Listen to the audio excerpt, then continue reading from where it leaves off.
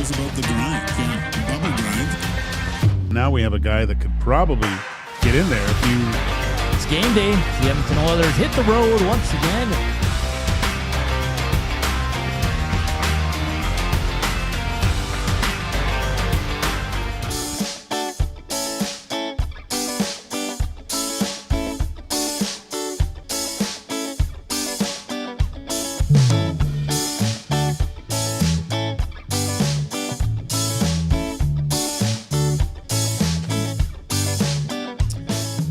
What's up, Nasties? Happy Tuesday. Welcome to Edmonton Sports Talk presented by Play Alberta. This is EST Afternoons. Hernan Salas, Joaquin Gage, Zach Kubish with you as we're a day away from the start of round 3 for your Edmonton Oilers as they're flying to Dallas today to get ready for game 1.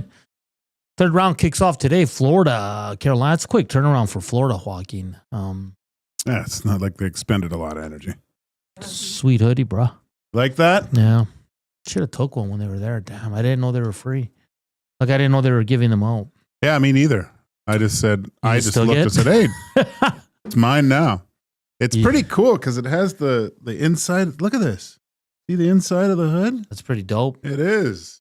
Nothing but compliment. The thing that I was bad, though, because I took it. It's brand new. Yeah. And my head is stubbly. So... when I put this thing on the first time, I look like I headbutt Papa Smurf because there was blue all over my head. And I left the house with all this blue stuff, and I was at the supermarket, and a nice lady pointed out to me my fuzzy head and kind of laughed. So, but yeah. That's crazy. That's crazy. Welcome to EST Afternoons. Hit that thumbs up for us if you haven't done so. The playoff minimum is 150, so let's get there on this Tuesday after a great long weekend for everybody. Weather kind of, wasn't the best, but I hope you enjoyed your long weekend as we get into another stretch drive here for your Edmonton Oilers. Hit us up on the River Cree inbox, 780-218-9999. And like always, if you're listening, it's iHeart, TuneIn, radio apps, EdmontonSportsTalk.com. We appreciate you listening to us. Just slide on over to YouTube real quick and slam that thumbs up for us. Fun show on tap. We'll have Heat and Smoke, of course, with our guy Coob at 1:40 inside the numbers. Sam Nestler from he's a DLLS Stars beat writer and host at DLLS Stars of DLLS Sports. He'll join us at 2:20 to get a good understanding on the Oilers' opponent. And I wanted to do it today because tomorrow I feel like on game days everybody's kind of like, no, I'm too busy. So we'll jump all over that today. Lots to get to. We'll talk some F1. We'll talk, obviously, Winnipeg Jets, Toronto Maple Leafs. I got a few things that I want to, pick Joaquin Gage's brain on. The Final Four in the NBA and the NBA playoffs are fantastic. Knicks, Pacers taking us back to the 90s. That's going to be outstanding. And then tonight is the Ant-Man and the Timberwolves taking on the good old, I think everybody's team in Canada because of SGA, so OKC. So that's going to be great, man. Lots to get to. Joaquin, where do you want to start? Like, there's so much to get to over this long weekend. Max Verstappen. Oh, boy. Awesome. Like, I was saying it on the Hangout, like, when he wins, he, like, ruins my day. He's like your Tecmo. Yeah, he's like that kind of. It was like why? It was like when Conor McGregor used to win fights. It would just ruin my night. Oh no! I just can't stand him. I legit can't stand him. You can't. You gotta. He was great. Identify the brilliant stuff. Yeah, but I mean, brilliance or poor driving by Piastri. There's always a side to that a little bit. Yeah. Look, I think like they were talking about these next few races where it's basically going to come down to qualifying, right? Positioning before the start of the race. If you can get your car on pole, quite a good opportunity for you to win the race. And it will be interesting this week. Although I love qualifying in Monaco, the helmet cams to see these guys race through the streets. It's fantastic. It's awesome.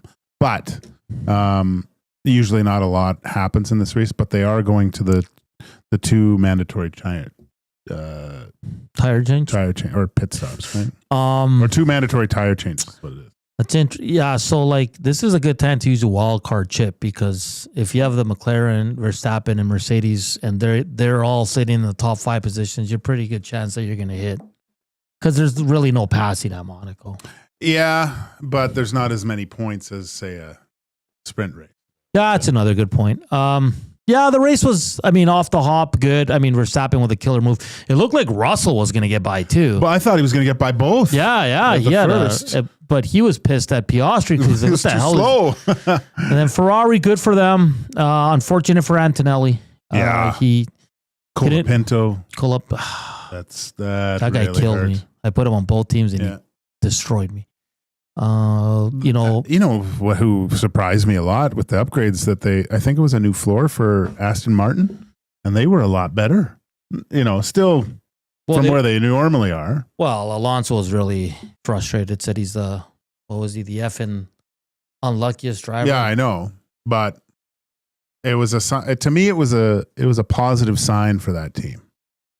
Interesting, because they finished pretty low both. I know, but just the pace of the car and it was a little bit better. Alpine a disaster again. Terrible. Haas a disaster. What other team am I missing? Very scary, the Yuki Tsunoda and qualifying crash. That's since I've been watching, that's the scariest one I've seen. Colin Herta in Indy 500 qualifying, his was like 10 times worse than that, really? And he walked away. That's crazy. It's crazy, man. Like these the speeds of that Indy, watching those guys around, that's crazy. But it's also like great because when I read Indy split, Gage, these drivers were passing away every year. Yeah. Consistently back in the day.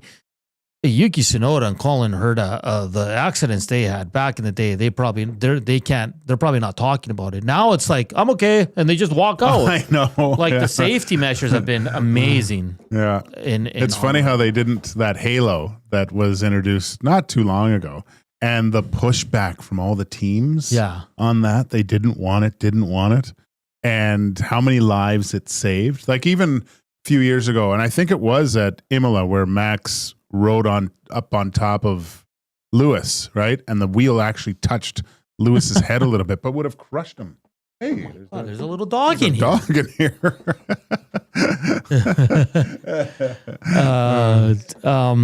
So these two races kind of not the race on Sunday was okay. I think Monaco, like you said, it's fun seeing the cams, but there's not much excitement for overall. Yeah, you hope there's bad weather.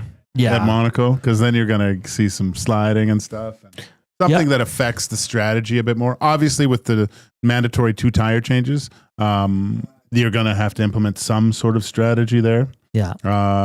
Which will be, I think it will actually provide a little excitement. You know what? It's going to provide even more is next year when they make the cars smaller. Yeah, that's going to be a lot better. Yeah. And then Saturday, I think it's Saturday or Sunday, it's the Indy 500. It's going to be my first one experience. You know what I like about it? There's just a dog in the studio. It's just so Kyle Larson from NASCAR's racing in it. Mm-hmm. That's crazy to me. There's a guy, a Japanese driver. He races once a year, and it's in the Indy 500. Really? Yeah.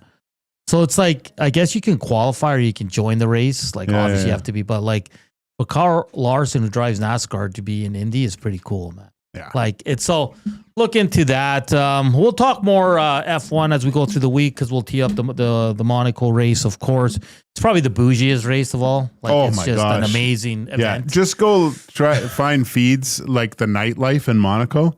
It's all like $500,000 cars and the what everyone's wearing. It's just basically it's unreal. It's crazy. It's unreal. Let's get back to the good old hockey talk. Let's start with Winnipeg. I got some things about Toronto and some comments I saw on different shows yesterday. I want to pick your brain.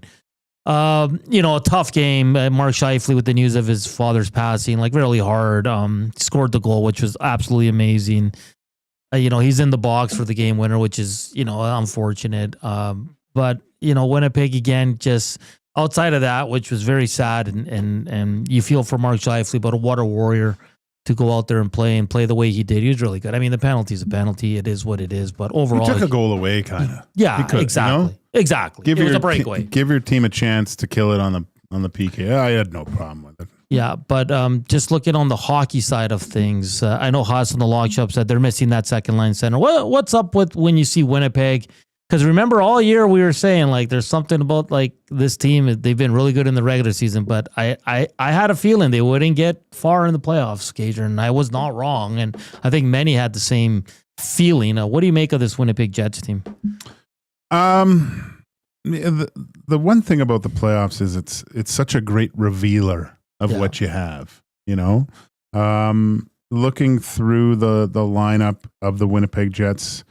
I mean, Kyle Connor, I don't think he was effective as regular season Kyle Connor is. No. He's usually quite the threat. I thought Ehlers was good. Perfetti, I have no problem with. Like the thing is, Dusty was mentioning Nemestikov. I don't know if you like third line. Adam Lowry's your third line center. Those guys good. Like there's 2 third line centers there. That's the one position they're probably looking to solidify. And the loss to Morrissey. I mean, if he's 100, like, well, no one's 100%, but if he's at 90%, probably a good chance they win that series too. You know, like there's. Is it as easy as saying Hellebuck will get over the hump eventually, or is it time to be worried if you're Winnipeg Jets? Oh no, you look. If the Winnipeg Jets don't find a way to play him in less games and just have more of a platoon system, and I know he wants to play all these games, but who cares at this point? The days are gone of guys playing 70 games and having success in the playoffs. It's just it's different now. The amount of preparation, the speed, everything's different. You need you to get your rest to have your especially your goaltender not having to run into mental. It's not physical fatigue. No, it's mental fatigue. Like giving your brain a rest from competing at that high level and saving it for the time of year when it's needed most, I think would be more beneficial to, because even when I look at Vasilevsky, you know, here's, look tired. Yeah. You know, and that's legit, Joaquin, because he's played a lot of playoff hockey. Yeah. Yeah. And I mean, he was due. I mean, you're not going to win every postseason, right? So it's crazy to me that 7 of the top 8 teams in the NHL standings are out. Oh yeah, it's only Dallas. It's win and get in, man. It's so competitive. Yeah, like that's the best thing about. That's why the NHL is considered in some circles as the best professional sports league in North America, is because the parity. Yeah, where you have teams on the outside looking in that were only 3 points out of the playoffs. Yeah, that could have done something. It's a very, very intense league where the President's Trophy winner in most leagues, you would think, oh, they're just going to roll through the playoffs. No, they can't even get up past the second round. I think a big goal for them is to get that second line center in the offseason. We'll see if they can do it. Yeah, that's a good team over there, and eventually they will break. It was just kind of similar to what the Oilers are going through.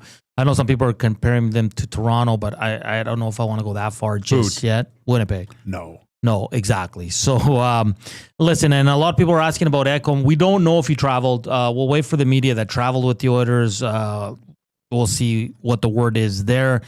Good sign. He was practicing with the team. Looks like he's really close. If anything, he might miss game 1, game 2, but sounds like he's going to be back sooner rather than later, which is an absolute upgrade for this team. That means Stetcher will probably come out because, you're not Wallman, Kulak, Klimberg. I'm not taking Klimberg out. I'm sorry.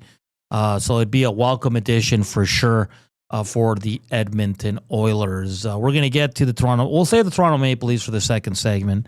Nick Kiprios, and I think his name is Justin Bourne. They had a good discussion yesterday, and there's a couple points that might, like, that emoji when everything's on fire. I was like, what? Yeah. What are we talking about? Well, because I don't want to get to it, and then we got to break, and we'll kind of lose our mojo and all that. So we'll get to that. Oilers, like I said, traveling today to Dallas. It's going to be a great series. We'll get to our predictions today because the Eastern Conference final starts, and but I'm confident. Soon, though, I'm confident in the Oilers. I love the 1:00 game on Sunday, home by supper time, Joaquin. I do like Chris Cuthbert and Craig Simpson being on the call. Those guys are legends, man. Like, no, they're the veteran crew. Yeah. So, and I know we're of a different vintage a little bit. Like, to me, you should only have, I guess it would be like AI, Bob Cole, and Harry Neal in there. You know, exactly. That's who I hear in my head. That's who I heard in my head as a kid playing hockey. But you got to imagine, so every young kid that was, you know, watching hockey on a Saturday night, probably watching the Leafs games and hearing Cuthbert and Craig Simpson when they play mini sticks in hotel rooms at tournaments throughout the year, the names that they hear announcing those games are those two guys. Yeah. Right. I think it's great. I know that people wanted the regional broadcast team for the Edmonton Oilers, but I mean, this was predetermined, guys. So, and it was going to be the other guy if Toronto made it, because Chris Cuthbert, CC would have got that series. Yeah. We would have got the guy doing the East. So this Maybe isn't the plan. Luis, and maybe see if he'll come on for a sec. Because this isn't about the Oilers. This is national. And now it's like they're Canada's team. Yeah, exactly. So, and I find that this, like, the younger generation of Oiler fans, they get upset when commentators are hard on the Oilers, but like, I like that. Like, don't be biased. Be like, call it how it is. Yeah. If they're good, say they're good. If they're bad, say they're bad. But I find people get really offended if Craig Simpson says something bad about the Oilers. But I'm like, why? That's his job. And he knows he's around. Like, he lives here. He's got a pretty good sense of what the Oilers are all about too, right? That's what I mean. And a lot of people are like, well, he's a Toronto guy. I'm like, what? Well, he does a lot of Toronto games. Doesn't make him a Toronto guy. So I'm pumped. Like, after Bob Cole, it's Cuthbert for me. Yeah, exactly. Dossie's pushing. Yeah, he's got to stop with his NBA takes. I know, driving me crazy. He's driving me crazy. And I understand, like he was saying in the break, like 6 o'clock sucks, because I understand with parents who have kids in sports, they're all at 5:30, 6 o'clock, so you're going to miss the game. I understand it for that, but for us old dogs. That's funny, because I remember being at those things, especially this time of year, because there was dance competitions and stuff. And we'll just say some dads are hesitant to go to dance competitions. Yeah. I love it. I think it's hilarious. It's constant theater. But so some wife will yell out, like, after the score, and then you'll see all these dads go, oh. And because they don't want to know, because they're PVRing it and are waiting to go home and watch it. They're like, don't tell the score. That's too funny. Oh, yeah. All right. Edmonton Sports Talk, like always, brought to you by Play Alberta. It's time to turn up the fun with the all-new Play Alberta app, your digital destination for casino, live dealers, lottery, instant, and, of course, sports betting. New players can get started with the $100 casino bonus by depositing $20 with promo code 100casino, or a 100 free bet using 100 sports. Play smart, play local, and don't forget to use your game sense. Keep slamming that thumbs up. We're almost at 50. That's a good start. 20 minutes into the show. We just need 100 more, and we're rolling here as we're a day away from the Oilers starting the conference finals in Dallas as they face the Stars. Hit us up on the River Cree inbox, 780-218-9999, and the Nasty Chat. More Oilers and Leafs on the other side of the break. Here's our guy, Coop. Sports Update.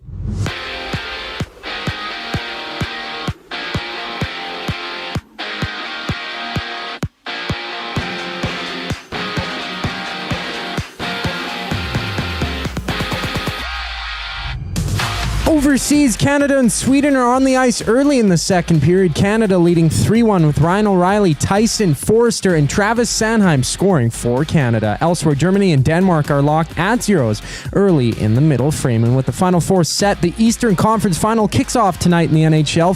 Florida hits the ice in Raleigh to take on the Canes at 6 o'clock before the Oilers take on the Stars tomorrow for Game 1. Meanwhile, NBA action has Minnesota and OKC meeting for their opening game in the Western Conference Final. The Knicks and Pacers meet tomorrow. And for the Grizzlies, Canadian center Zach Edey has been named to the NBA's All-Rookie First Team after receiving 73 first-team votes out of 100 total ballots. In the MLB, Toronto and San Diego have their opener of a 3-game series. First pitch for that goes just after 5 with tons of action around baseball. This sports update is brought to you by Windsor Plywood Leduc. Locally owned and operated since 1993. They're more than just plywood. They offer everything from doors and flooring to decking, fencing, and custom millwork. Windsor Plywood Leduc. They're the experts you need to know. EST Afternoons rolls on once we get back from break. I'm Zachary Kubish, and you're up to date. Get your fix every single game with the GCL Diesel Oil Stream pregame and postgame shows with Tom Gazzola and Hernan Salas. Whether it's breaking down the starting lineup, predicting key matchups, or diving deep into the game's biggest moments, Tom and Hernan are here to give you the best insight and analysis in the city. After the final horn, get the breakdown of every key moment, performance, and player reactions. It's your one-stop shop for all things game day. Catch the GCL Diesel Oil Stream pregame and postgame shows with Tom Gazzola and Hernan Salas. Only on Edmonton Sports Talk, your clear choice for Edmonton sports.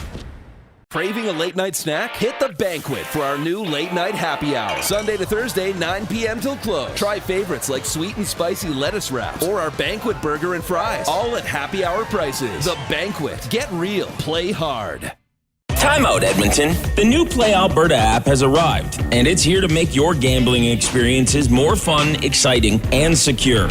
Enjoy the convenience of hundreds of casino games, betting live on your favorite sports teams, and access to lotteries all in one place, anywhere in Alberta. Enter code YEG50 to receive a $50 free bet when you make a $5 minimum deposit. That's a $50 free bet for new and existing users using code YEG50. Remember, if you gamble, use your game sense. Since 1952, William Huff has been the heartbeat of Edmonton's advertising world. From humble beginnings to a citywide powerhouse, we've been the go-to for signage from print to design and installation. Partnering with Edmonton's top sports franchises and major events, we've helped shape the city's global reputation. Our secret? Unmatched customer service, decades of experience, and a passion for excellence we call the William Huff Advantage. Visit us online at williamhuff.com. Keep your team jersey and rally towel close by and help bring the championship home. For all your other treasures, store them with Sentinel Storage. Store Canadian. Try 4 weeks free at sentinelstorage.ca. Proud partner of the Edmonton Oilers.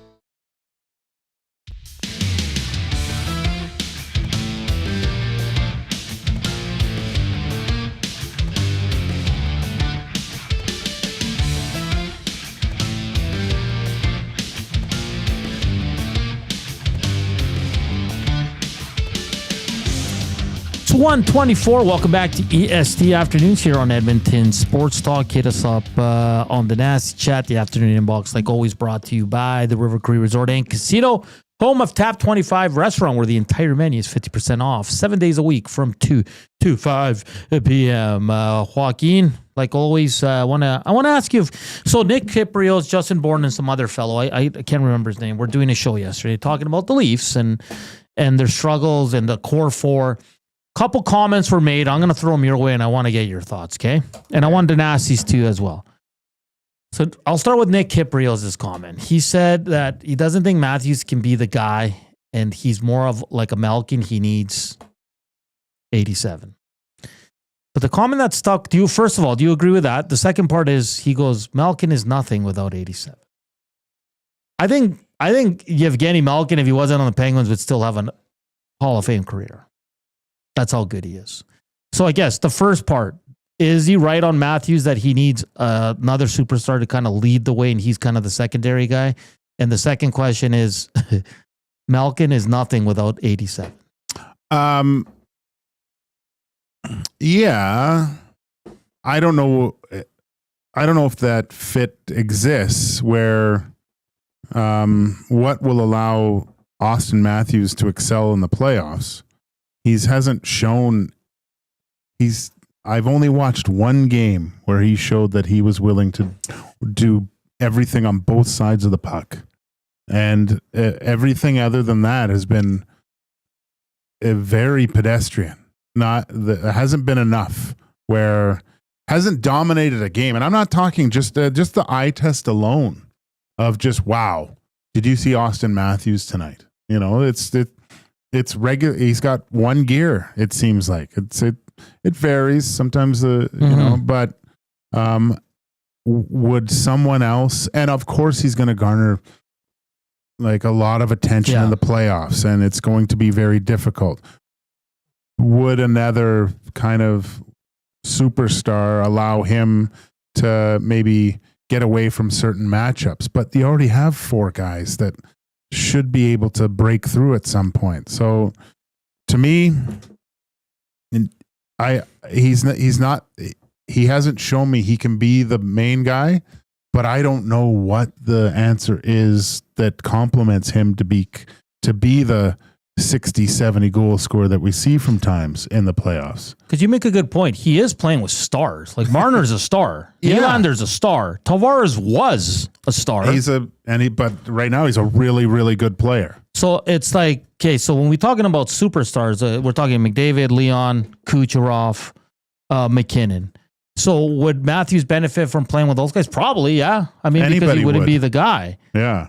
But to sit there and say Malkin is nothing without 87, I think is one of the most ridiculous statements I've ever heard. That's completely obtuse thinking. Because that if you watched that first cup that they won against Detroit, Malkin was the Conn Smythe winner. Yeah. Sid was a little bit injured, but Malcolm put the team on his back. Yeah, exactly. So he did it at the most crucial time. Where Sydney was almost to the point where he was non-existent, but I think he was injured late in that series. So no, that's ridiculous. Malkin's I don't know how you can forget. I mean, it has been a while. Like he's an older player now, and he's not the same as whatever 15 years ago or whatever the time frame is. But he's a dominant force. Yeah. He was like Eichel. I would say, where he would just take it and go through everybody, right? So, and just that player doesn't really exist as much. It's crazy because Matthews he scored 60. He's one of the best goal scorers but I can't grasp, like, obviously Toronto's not walking away from him. Scoring goals is the hardest thing to do in the league. He does it well, extremely well. One of the best at it, but it's everything else. The second comment made in that clip, it's from this Bourne fellow, and he disagreed with him. He goes, no, Matthews is Barkov. He goes, if you take Barkov off the Florida Panthers and put Matthews there, they're the same team. And I was like, not even close, man. Yeah. Like that's a horrible. Has he ever watched Barkov? Well, I hope you watched him. My gosh, man. No. That is, Barkov's a different animal. Completely different. With the skill, but the mindset's completely different, where he doesn't shy away from the physical play, and he works just as hard without the puck as he does with it. Matthews doesn't. And what I've watched. Yeah, like that one to me, it's like, is Florida the same team with Matthews and with Bortman? Come on. No, I think, yeah, they have an elite goal scorer, but the intangibles Barkov brings to that team, the leadership, you can't compare the two players. They're completely different. No, it's different skill sets too. Like Matthews is a much better goal scorer than Barkov is, right? But no, you can't. That's a very weird thing to say, that if you interchange those two players, because I think the other way it works, if Barkov's on Toronto, they're probably a different team. Way different. Yeah. Way different. Because all of a sudden, you're matching up power on power, where Barkov is shutting down the other team's top player and probably feasting a little bit too. Yeah, IMB says Kiprio's context was in being a leader, not skill. That's not the way. I think it was all around leadership on the ice. Like, I mean, I don't know. I don't know about the leadership and stuff. It's only eye test with me and camera angles. So, but from what I saw from Matthews, it just didn't seem like he was. There's never a big hit. There is never like a moment where you thought Matthews said, "Hey guys, follow me." Like Mitch Marner yelling at them. I know everybody's making fun of him because his hair was dry. Like Nylander disappeared. It's But he doesn't. They all play one way. It's they play that. They want to play river hockey. I think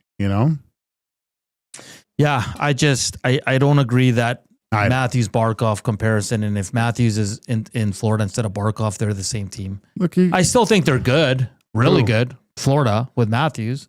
Oh yeah, but it's like Barkov is a complete player. Yeah, has Matthews ever been considered for the Selke? I think so. Yes. I think 1 year he wasn't he? Yeah. Nah, man, it's not even close. You can't. You can't.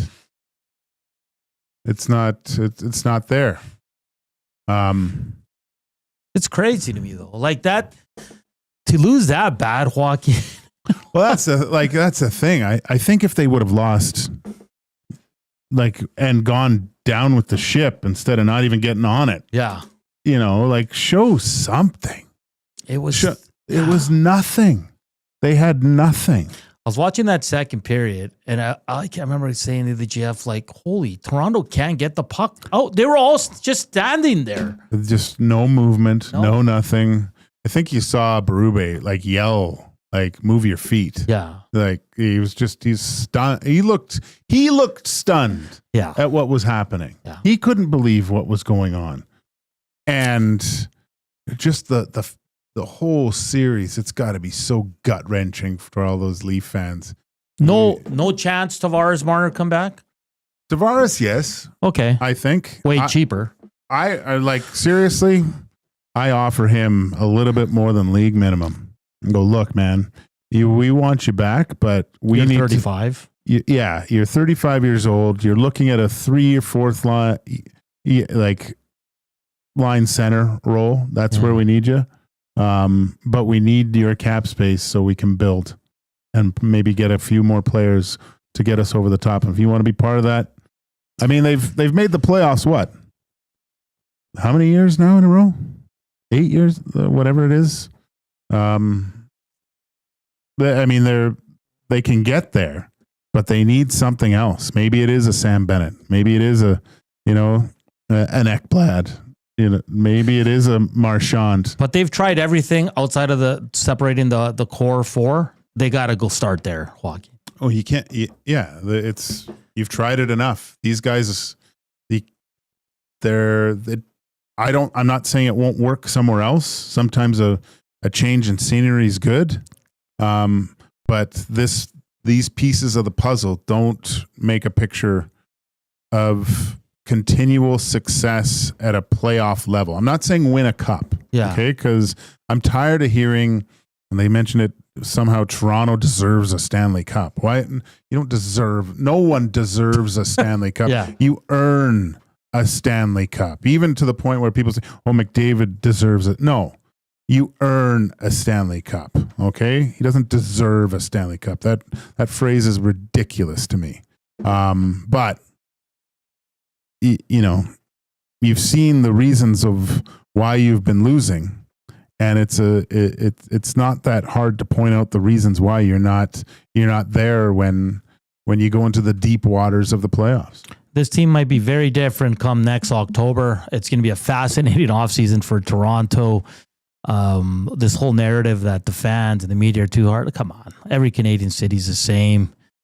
Leon said it perfectly. If we don't feel any pressure, we just go out and play, man. Leon doesn't care. So we'll see what happens. It's man, that was hard to watch. I mean, I enjoyed it because it's Toronto, but Buffalo Sabres haven't made the playoffs in 14 years. Yeah, they have the same amount of series wins in that time than the. 14 years without making the playoffs. And in the last 20 years, they've won the same amount of series. They've had just as amount of series victories as the Toronto Maple Leafs. And for all you people on the X or wherever you are saying, Edmonton, Marner, why? Why would you want Mitch Marner? Why? No. Bennett. Sam Bennett. That's a guy you'd want. You know what I like about Florida? That Luster-Rain and Lundell. They're all over it, Joaquin.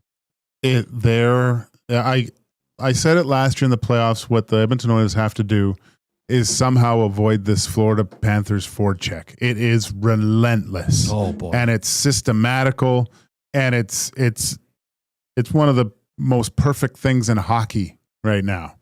And if you get buy-in from all your players playing that way, and Marchand was talking about it, like just the commitment of these guys every day to the system that they play, because it's very difficult. You can't play that way throughout the regular season because they'll have nothing left. Yeah. But they find a way to do it when it matters most, and it is hard. It requires total buy-in, and it just suffocates the other team, and it takes their will away. Hence, Game 7 against the Toronto Maple Leafs.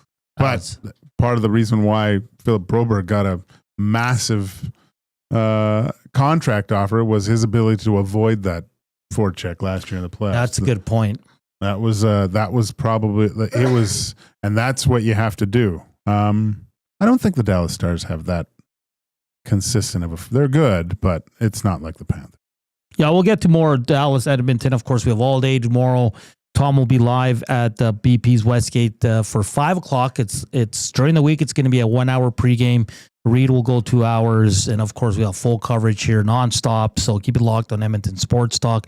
Come hang out with Tommy. I'll be down there for pregame, back here for good old postgame as Kub will produce from 5 to 6. So that's the schedule. On the weekends, we'll return to an hour and a half pregame show. So for Sunday, 11:30 a.m., we'll be on the air.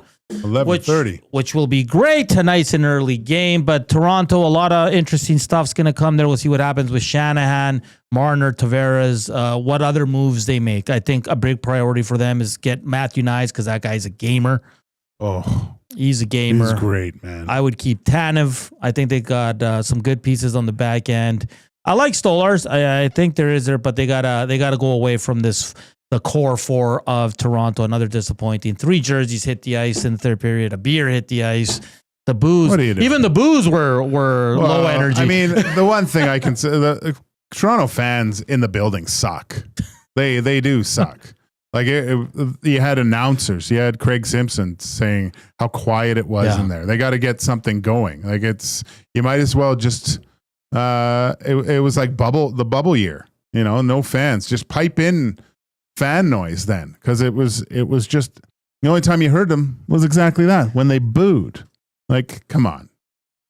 Yeah, it's. I think one media guy put on Twitter, he goes, even the boos are low. Like, it's like no one cared anymore. Haji says, how long before the Matthews for McDavid rumors start to surface out of Toronto? No, that's not happening. Come on. It might in Toronto, but there's not going to be anything behind it. If Connor's on record saying the fans in Edmonton, they're loud, they're boisterous, he likes playing in that, why would he go to a morgue? Right? Yeah, exactly. This one, No Name, says first step for the Leafs is to get rid of Shani. I think that's gonna happen. This is so joyous to hear how the Leafs are looking like total failures. Laughing out loud. That's from Baggio. Baggio has no time for them. Yeah, it's not a complete failure. Like, they've gotten to the second. Not everyone can win the Stanley Cup. It's very difficult, but I just don't think they've been giving themselves the best chance to win this. Game 3, they're up 2 in the third, and they blew it. That was their chance to go up 3-0 in the series. That would have obviously changed the whole complexion of this. But Gregor says Matthew needs to stop spending his summers with Bieber and partying. He needs to put in the work in order to grow and become an even better player. I get a good enough type from vibe from Matthews. That's not a bad point, but we don't know that for sure. No, he hangs out with other hockey players and stuff. Come on. And then Troll says prime Malcolm over prime Matthews. Malcolm was a top 3 player in this league for years. Matthews isn't even top 10. Another delusional Leafs take from he's Troll. top 10, but yeah, you don't score 60 goals. There's a mean streak in Malcolm too, right? Yeah, he's greasy, man. Yeah, he's greasy. And then I forgot about this. Matt at the Garrison. How about the "Let's Go Oilers" chant during the game in the league?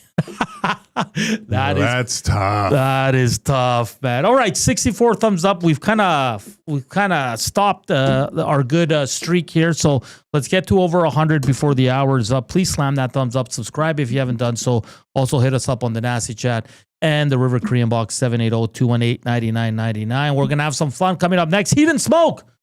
Who will bring the heat? Who will go up and smoke another round of trivia with our guy Coop here on EST Afternoons. We're back after the break. Sports Update with Coop.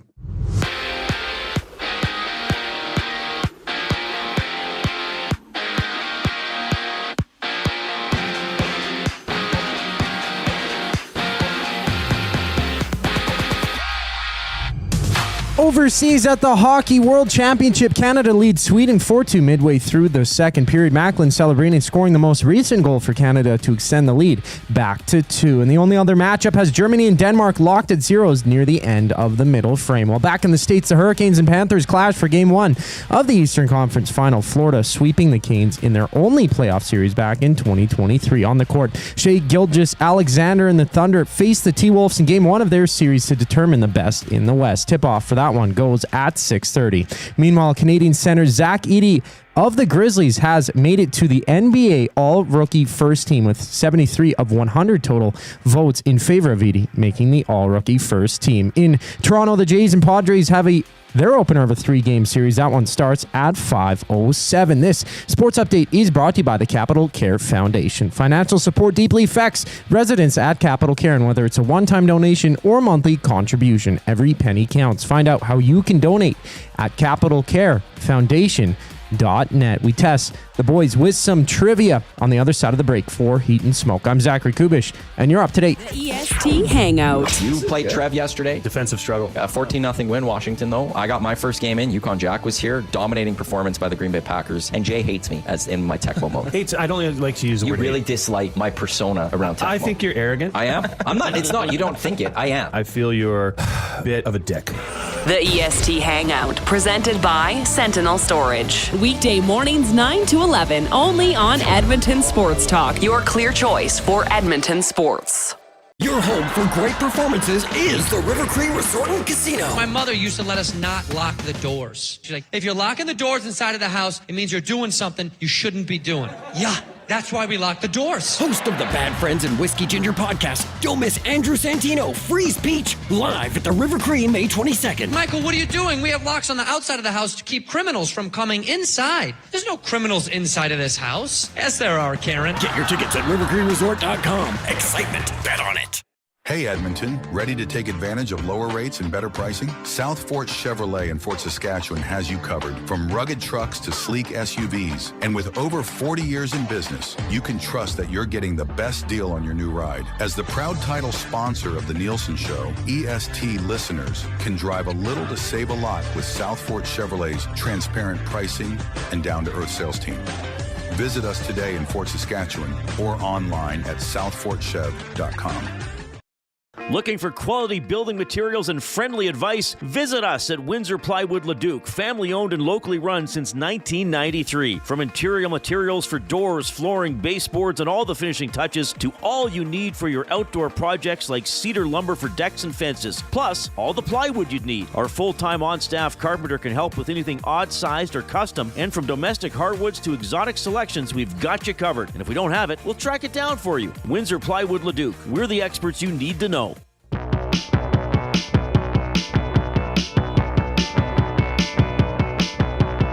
She bought a car, working nights at the mall. TV taught her how to drive it. She bought a car, didn't want one too small. Bought a K car. It's 145, the sweet voice of Whale Raimai from Whale and the Wolf there. CFL season. Training camp continues. Elks play this weekend in Calgary. Looking forward to that. Yeah, it's getting close, Joaquin. Very, very close. Oilers start tomorrow. 6 o'clock puck drop. Hernan likes a lot. Slam that thumbs up. River Korean Box 780-218-9999. Nasty chat. Inside the Numbers coming up in hour 2. Sam Nestler, a host on DLLS Stars, will join us to talk all things Dallas Stars. But right now, it's time to get to Heat and Smoke with our guy, Coop. Coop, are you ready? I am ready. All right. So it was a close one last time, but Gager got the edge. Shane Corson was the final answer in the question. Who is the captain in Gager's debut season for the Oilers in 94-95, and it was Shane Corson. So now I know a little bit more about Gager. I had to research him because I felt bad. I always get those questions wrong on Zach to the Future. Don't feel bad. This past Friday I did. In your thrifting, do you ever see gear, like, what's it called? Chip and pepper? You ever see I'm not sure what that Chip is. and pepper? Oh, yeah. I believe Corse was one of the, he was in on one of the founders of Chip and Pepper. Oh, those were the best growing up. Yeah. Cool kids wore those. Just a little bit. What is that, like a shirt? Yeah, or t-shirt. socks? It was like. It Had a dog on it. Yeah, it was shirts. Chip and Pepper. Chip and Pepper gear. Holy I think crap. it Chip he and was, Pepper, hey? Huh. Never heard of it. Well, now I know. Might have to go check it out. I wonder. They're probably at some thrift stores for. Oh, for sure. Sure. All right. Well, I guess now it's just tradition that the Toronto Maple Leafs lose in Game 7s. I mean, it's kind of been tradition overall. How many consecutive losses do the Leafs have in Game 7s? And because Gager got the last question last time we played, last Tuesday, you're going to start, Hernan. How many consecutive losses have they had in Game 7? Yes. That's your question? That is the question. And they won in Game 6 against Florida last year to go to the, Not Florida. They lost to Florida last year. Tampa, yeah. Sorry, yeah. Ooh, that's a good question, Coop. Well, it's been a lot because they've only won 2 series. So I'll say 6. 6 is not the correct answer. Gager? I'm going to go 4. 4. You're giving some love to the Leafs. It's 7 games. Jeez. Oh. 7 games in a row. So Boston, Montreal, Tampa Bay, Boston, Montreal. and now Florida. Whoa. So yikes. I was close. I'll You give were myself close. half You a were point. close. I'm just kidding. Sure. God. Give yourself half a point. You deserve it. You deserve it. Wow. All right. So when's the last time that Edmonton won 1-0 in a playoff overtime game? Because of course, they won. Game. They won in the 1-0 game against the Golden Knights recently, and I was like, wow! Like I don't think I've ever seen that in my life, where the Oilers won 1-0 in a, let alone just overtime game. Probably half, but that's a good question. Wasn't it against Colorado? It was not against Colorado. No. Well. Yeah, which season? I'm asking you guys which season it happened, but it was against the Stars. So which season? Okay. Season did they win 1-0 in overtime against the Stars? Against the Stars. 2000, 2001. No, a little bit earlier than that. I'm going to go 98, 99. No, it was 96, 97. In the Western semifinals, I believe. That was Cujo, though, right? I'm pretty sure that was Cujo. Perhaps. Second overtime, too. So yeah. Went a long, long stretch. All right, there's 9 goalies to play for both the Stars and the Oilers. Can you guys name 2 of those goalies? Okay, say that again.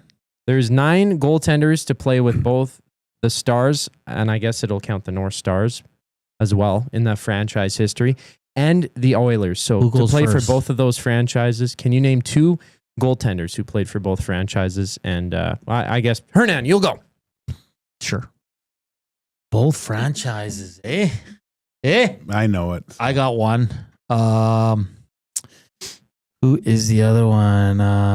Think, Hernan. Think. No, it's easy to get one, right? Andy Moog is one. Ticker. Andy Moog is one. Who's the second one? Who played for Dallas that was an Edmonton Oiler? Quit looking at your screen. I'm not. Daryl Ray. Daryl Ray is not right. Gager? Mike Smith. And? Andy Moog. Yep. Mike Smith played for Dallas? Yes, he did. Yeah, so did Jack Campbell. Didn't Daryl Ray play for the Dallas Stars? Daryl Ray. He never played for the Oilers. He didn't play for the Oilers. He's the voice of the Dallas Stars. Okay. Don't forget Ron Tugnut. Tugger! Yeah. Damn it. Richard Bachman. The box. What about Kerry Taco? Yep. I should have said Kerry Taco. Why did you say Kerry Overthinking Taco? it. Overthinking it. So 1-0 Gager through 3 questions now? All right. Yeah. Which Oiler has the most playoff points all time against the North Stars / Stars franchise? I'm going to say that again. Which North Stars Oiler? and Most playoff points. Stars. Is it on Gager? So it combines. Well, Gager got it right, so it'll defer to the loser. Well, in this case, it's Hernan. Maybe it would be Trev because he's 0-4 in technical. Minnesota. Which Oiler? Which Oiler? Let me say one more. Okay. Which Oiler has the most playoff points all time against the North Stars / Stars franchise? So he had to play against. He was an Oiler when we played against both. Has to be.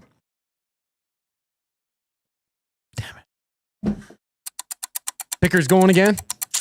We'll We'll go back and forth a couple times if you guys are still fighting. McTavish. No. I don't know why. Doug Waite?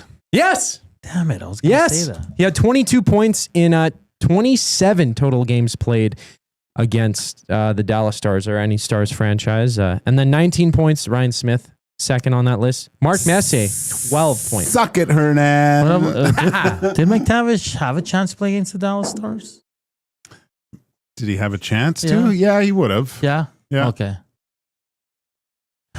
I'm sure. Definitely low on the list. I don't. I know he coached against the Dallas Stars. Yeah. He played 5 games. I thought you said Coach Coop. Yeah, right. Craig McTavish played 5 games against the Dallas Stars as an Oiler. 1 goal and 1 assist. That's not going to cut it. It's not going to cut it, just like Matthews. All right. Next question. So, Gager, you're up 2-0. Hernan, you'll have another chance to answer this one first.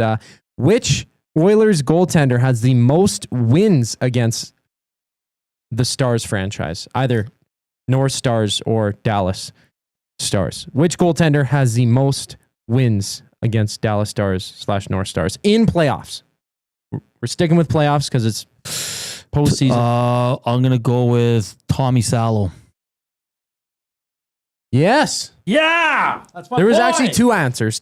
Tommy Salo and Curtis Joseph. Curtis Joseph. Yes. There we go. That one was a throw.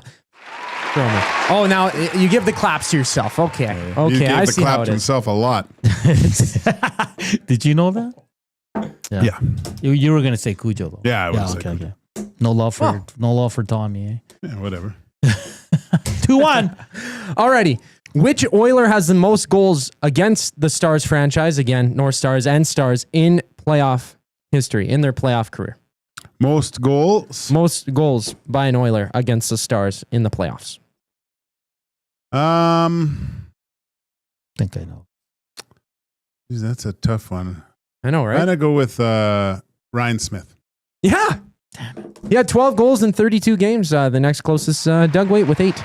Turn it up a little bit so the people can clap. That's as loud as it goes, bro. Oh, yeah. All right. I was going to say Schmitty. Were you? No, you weren't. I was. No, you weren't. I swear. Okay. All right. Next question. Which player has the most game 7s played in their playoff career? Not Oilers, just all time. Holy smokes. Which player has the most game 7s played? Most game 7s? Ever? Ever. In the history? In the history, man. Jeez. And of course, there wasn't game 7s for a bit there. Yeah. You know, I don't know why this name popped in, but he was known as Mr. Game 7, so I'm going to say Justin Williams. Justin Williams is a good guess, but no, he has not played the most. Most game 7s. He has played 9. He has played 9, though. 9? He's played 9, yeah. So the bar is above that. Wow.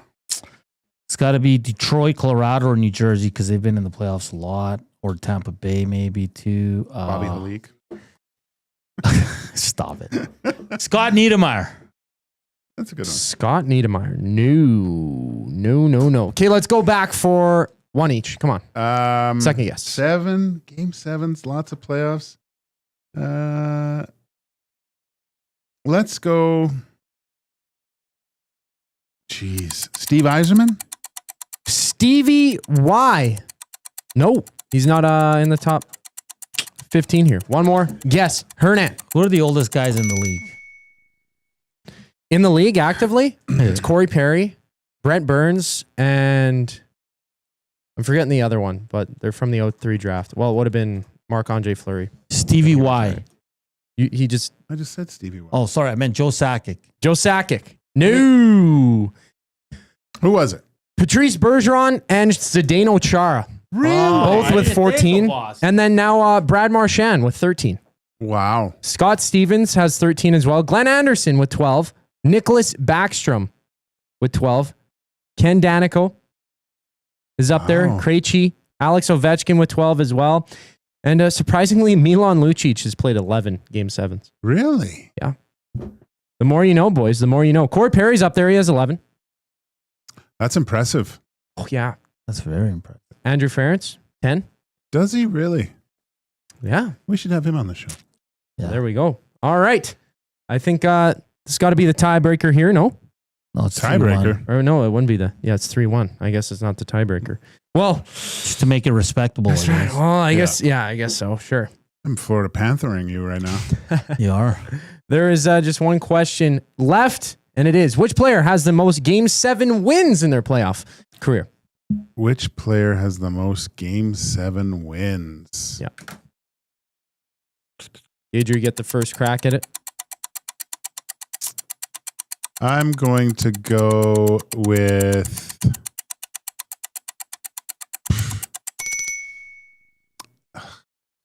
Mark Messier.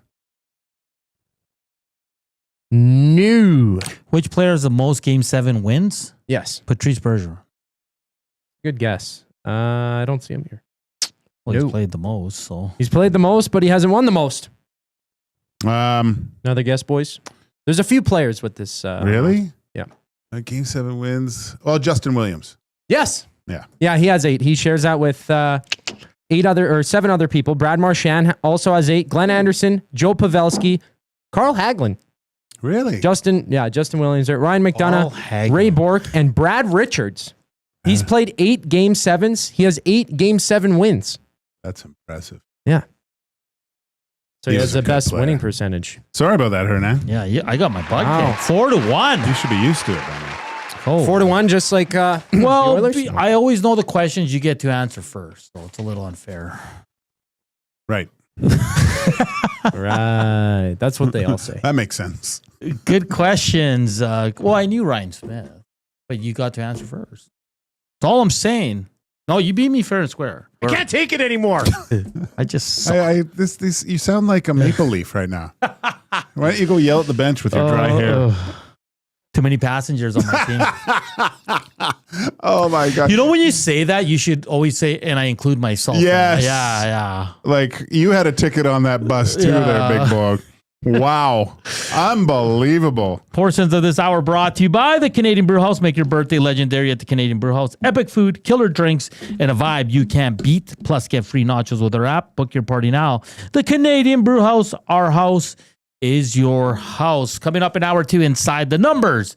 Sam Nestler to talk DLLS Stars and some fun this day in sports and pop culture and all that fun stuff coming up. And then we'll tee up the Reed Wilkins Show with J Mail, and they'll have Boom Boom Sean Bell on.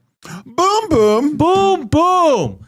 Let's go. More Oilers talk, more NHL, NBA, F1. A few things I got to share with Gager as well. NASCAR, marathon running. It's going to be fun. It's going to be fun. Keep it locked here on Edmonton Sports Talk, EST Afternoons. Get your fix every single game with the GCL Diesel Oil Stream pregame and postgame shows with Tom Gazzola and Hernan Salas. Whether it's breaking down the starting lineup, predicting key matchups, or diving deep into the game's biggest moments, Tom and Hernan are here to give you the best insight and analysis in the city. After the final horn, get the breakdown of every key moment, performance, and player reactions. It's your one-stop shop for all things game day. Catch the GCL Diesel Oil Stream pregame and postgame shows with Tom Gazzola and Hernan Salas, only on Edmonton Sports Talk, your clear choice for Edmonton sports. Friday and Saturday, May 9th and 10th, it's the Can-Am Sprint Car Challenge at Rad Torque Raceway. Alberta's best sprint car drivers face off against the American Rocky Mountain Sprint Cars in a methanol-burning, dirt-slinging border battle. Also in action are the modifieds, late models, mini stocks, and hobby stocks, making it a full weekend of family fun racing. The Can-Am Sprint Car Challenge at Rad Torque Raceway, just west of Highway 2 on Highway 19 at Edmonton International Airport. Get your tickets and info at radraceway.com.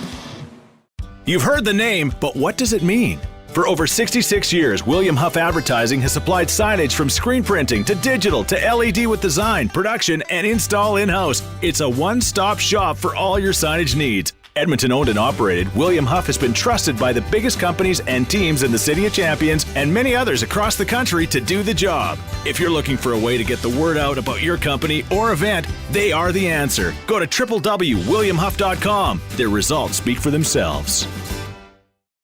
Celebrate your birthday at the Banquet Bar. Enjoy great drinks, amazing vibes, and unforgettable memories. Download the Banquet app and get a free pizza pie on your birthday. Book your party today at thebanquetbar.com. Looking for a winning strategy for your retirement? Contact me, Joaquin Gage at K4 Financial, where expertise meets dedication. I will always look for a careful approach to your retirement, ensuring your financial future is secure. From tailored strategies to clear, actionable advice, I'm here to guide you every step of the way. Don't leave your future to chance. Get in touch with me, Joaquin Gage, today at k4financial.ca or email joaquin.gage@k4financial.ca to start planning for a brighter future and a more secure retirement.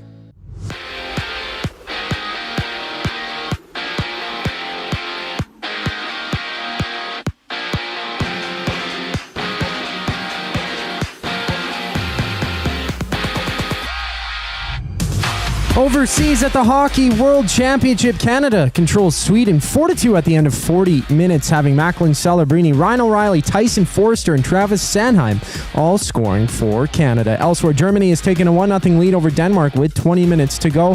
While in the NHL, the Eastern Conference final starts tonight. Carolina and Florida drop the puck at 6, with the Panthers sweeping the Canes in their one and only meeting back in 2023. On the court, the Timberwolves battle the Thunder at 6:30 in the Western Conference Final. Tomorrow, the Knicks and Pacers go for Game 1 of the Eastern Conference Final. And Canada's own Zach Edey of the Grizzlies has been named to the NBA All-Rookie First Team with 73 of 100 total ballots in his favor. MLB action has Toronto hosting San Diego for the first of 3 straight games. First pitch goes at 5:07. I'm Zachary Kubish. That was your sports update. The second hour of EST Afternoon starts right now.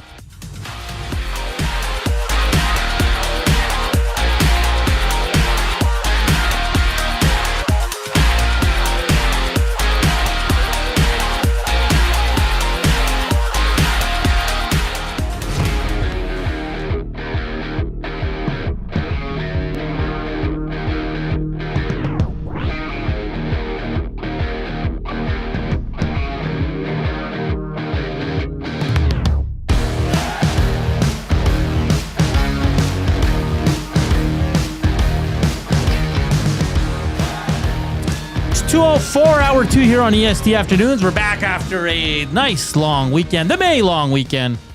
Sounds by like next weekend, or the weekend. Sorry, it's going to be some nice weather. So finally, some plus 20 weather here in Edmonton as we get ready for Game 1 between the Edmonton Oilers and the Dallas Stars. That goes tomorrow, 6 o'clock. We'll be on the air with the GCL pregame show with Tom Gazzola live from BP Westgate at 5. Reed will be on from 3 to 5 with Jay Milne. That's kind of the schedule during the week. Back on the weekends, we'll get back to an hour and a half pregame show.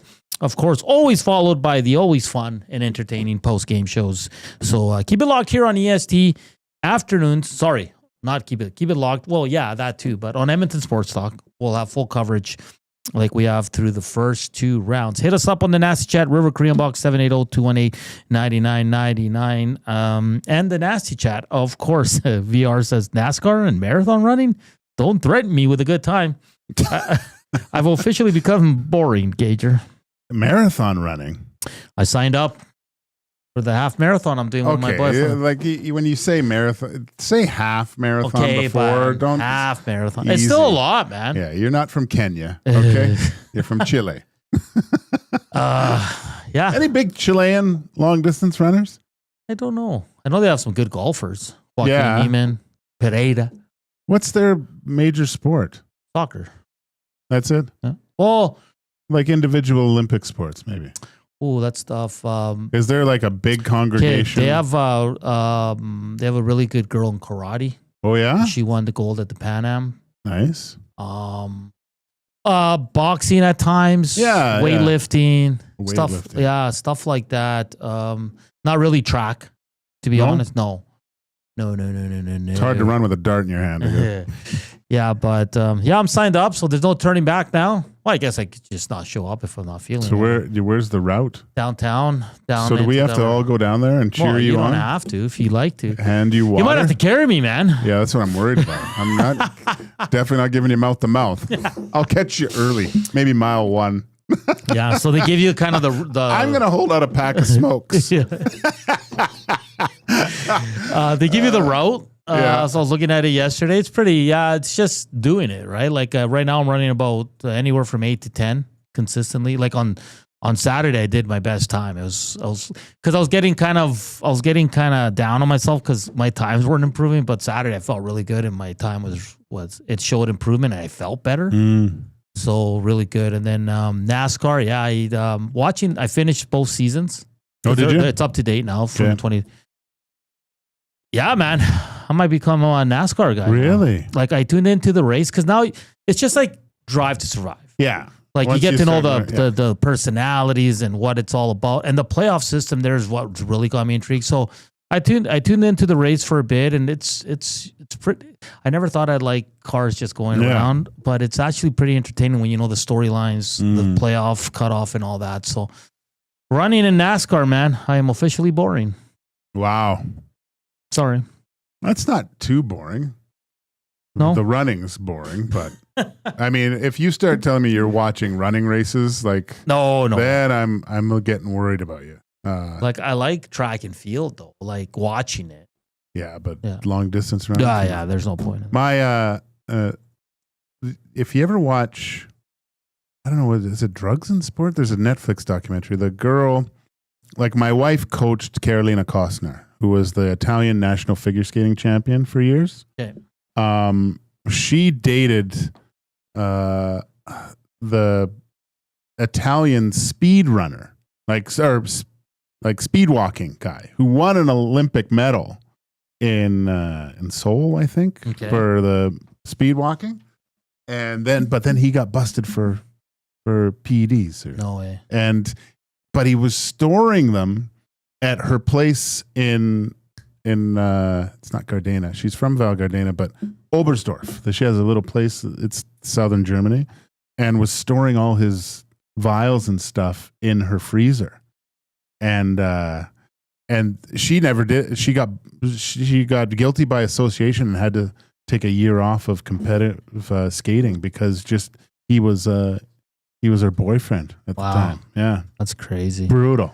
Hey? Crazy. Let's get. It's on Netflix. It's a show on Netflix. Might have to tune in. Yeah, but Carolina is great. She used to come over and train with my wife all the time. That's crazy. Yeah, that's crazy. Carried the flag. Really? Yeah. Huh. When my wife went to the last Olympics in Torino with Carolina, and she carried the flag. That's crazy. Yeah.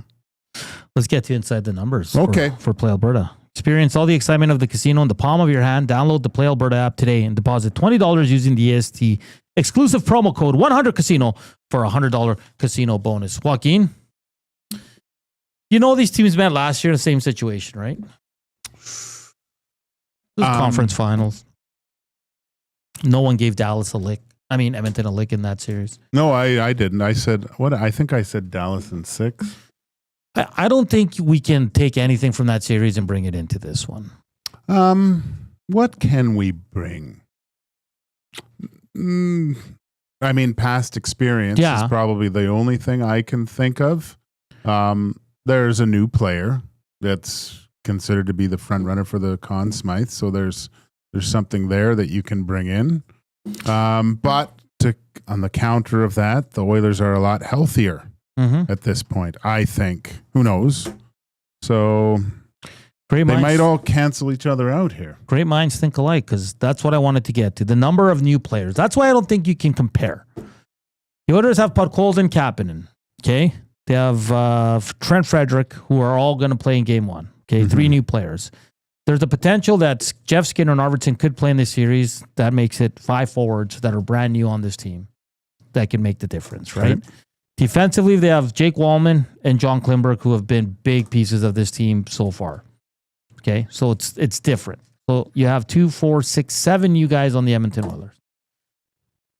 For Dallas, you mentioned them, Mikko Rantanen. Dallas didn't have him last year.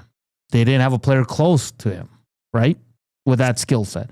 I mean, they have great players, but they didn't have Mikko Rantanen. Yeah. They have Mikhail Granlund, who's been a nice addition. Veteran guy. Mr. Game 7, Cody Cece's on the back end. And then they got youngsters Oscar Back and Leon Bichelle. Yeah, he's a beast, that Bichelle. Yeah, so they have 5 new guys. So that's why I don't think last year matters at all. You got to think Rupe Hintz was injured, didn't come into like game 3 last year. And he couldn't hold a stick too, right? So very injured.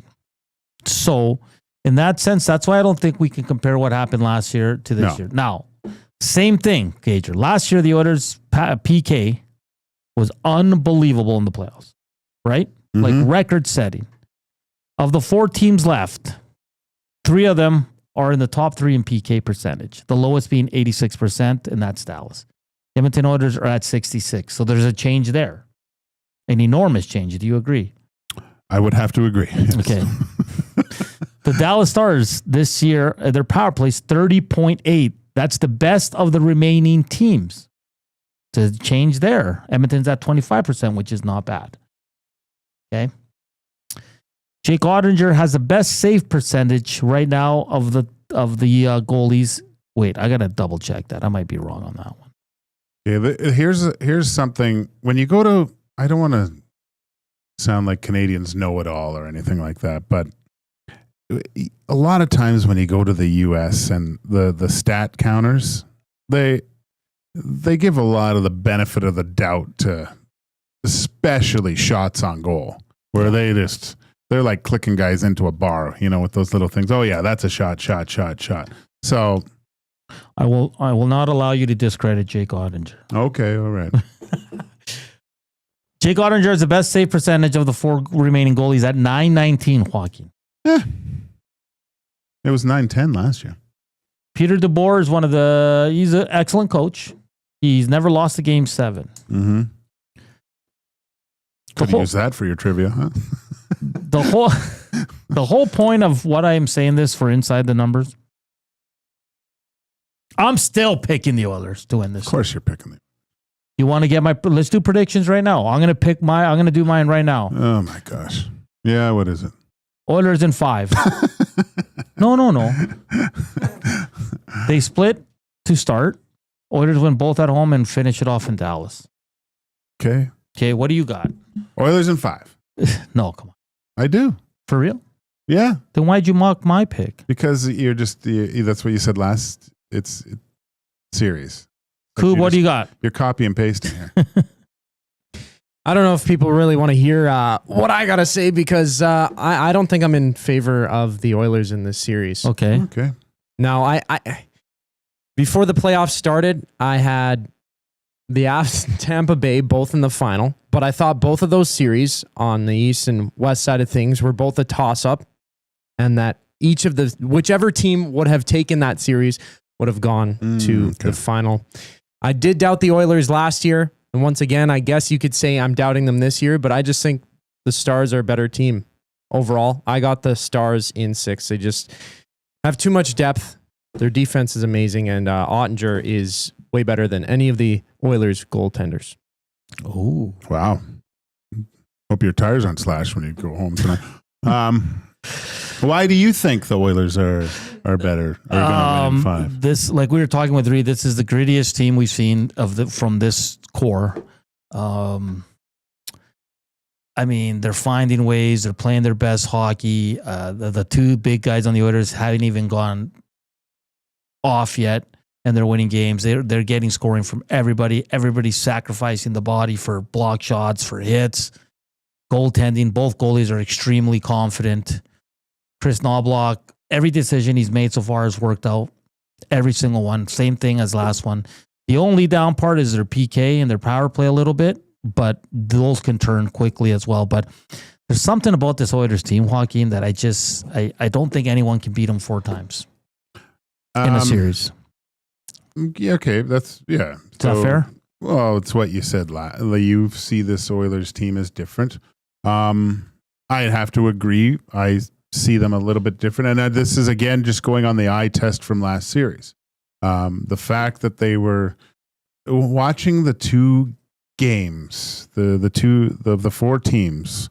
If you watch any of the Winnipeg and Dallas series compared to the Oilers Knights series, they were completely different. They were in each other's face. There was absolutely no room to operate.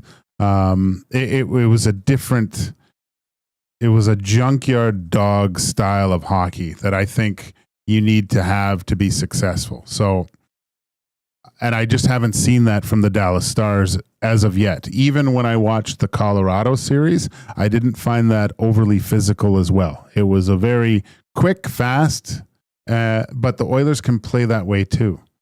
And I would think the Dallas Stars would rather get into a track meet with the Oilers, which sounds weird, than actually play this grinding, beat-down style that the Oilers have had to endure over these last 2 rounds. They've been way more physical. So can the Dallas Stars do that? Yeah, possibly. But I think the Oilers are better suited right now to play that style and have success. And that's why I think they're just going to wear down Dallas and win in 5. Yeah, and listen, no disrespect to the Dallas Stars. They're a hell of a team. Like they are. Like there's no disrespect there. There's something different about this Oilers team this year. There's just is. And whether it's the grind they're playing with, Evander Kane's emergence, John Klimberg, Jake Wallman, the Skinner back-to-back shutouts, like they're just finding a way, and it's not always McDavid and Draisaitl. It hasn't even been them walking, right? Mm-hmm. So yeah, it's one of those things. And I don't know. I just have a good feeling about the Oilers. I haven't had this feeling. My feeling could change after game 1, but I feel like I want to see what happens tomorrow night, what type of style the game is. Yeah. But right now, after watching 2 rounds of what both teams have gone through, I think it's weird to say, but I think the Oilers have had the tougher test. Even if you look at the regular season and the rosters, you would say, oh, that route is much easier. But no, I don't think it was up to this point. The Oilers are more battle tested right now than the Dallas Stars are. So in round 2, Zach hit on 4. He went 4 for 4. He didn't get the games, but he had Florida, Carolina, Dallas, and Edmonton. Okay. Joaquin, you hit 2. You had Florida. No, you hit 3. The only one you got wrong was Washington. Oh. I only got 1 right. It was Edmonton in 5. Really? And then I had Winnipeg, Washington, Toronto. So Coop's going Stars in 6. Joaquin and Hernan are going Oilers in 5. That might seem disrespectful. This team is a wagon right now. Like the way they're playing, the confidence, the way they're carrying themselves. Everything's different from last year. I just think they're gonna roll. Now, if they go 6-7, no one's gonna be surprised. But I do think they're gonna get a split. Both teams have been off for a while. Like the Oilers have 3 days on them, so they might be, I don't know, rest versus rust. I always prefer rest, right? Like yeah. No, not always. No. But in the Oilers' case, yes. Right. There will be rust, but I think the rest outweighs the rust, if that makes sense. There's something special is brewing with this Edmonton Oilers team. But like Joaquin said, tomorrow if they lose and it's a 4-0, we're going to... Oh, no, I just want to see the style of the Dallas Stars play. How are they going to match up? Yeah. You know? So... let's just take a quick look here. We got to get to break because Sam only has a bit of time, but we'll get to it in the final segment. We'll see the physicality of the Dallas Stars, who can bring it. I'm looking at Marchment. Ben, it's going to be a pain. Yep. Sammy Steele can get in there as well. CC's, he's not overly aggressive, but that Bichsel is pretty aggressive as well. So that was inside the numbers for Play Alberta. I don't think we can compare last year's series to this one because there's so many different new players, impact players for both teams. So we'll see what happens. And we already gave out the special teams numbers that have kind of flipped. But overall, the Oilers have had the depth more than I think Dallas has. But both teams are in the Western Conference Finals for a reason. And it's going to be a beauty matchup. All right, up next, we will head to Dallas to talk to Sam Nestler. He is from DLLS Stars, as we'll get a good idea of what to expect from the good old Stars as they meet for the second time in 2 years. We're back after the break. Keep slamming that thumbs up. Hit us up on the River Cree Box, 780-218-9999. We're back after the break. Here's Coop.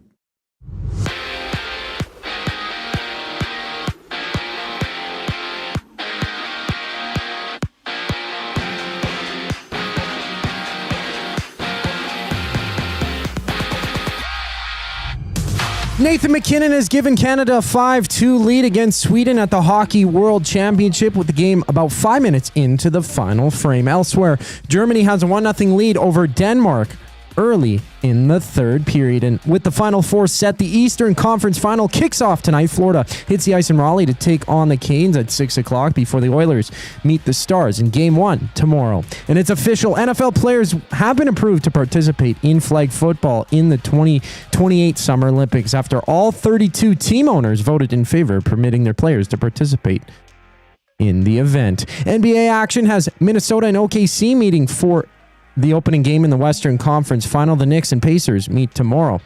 And in the MLB, Toronto and San Diego have their opener of a 3-game series. First pitch for that one goes just after 5 with tons of action around baseball.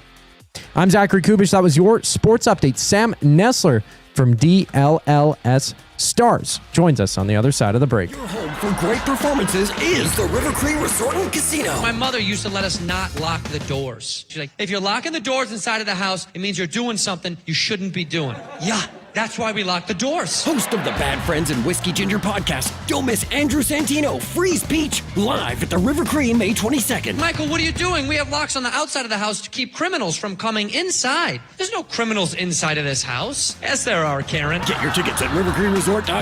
Excitement, bet on it. Keep your team jersey and Raleigh towel close by and help bring the championship home.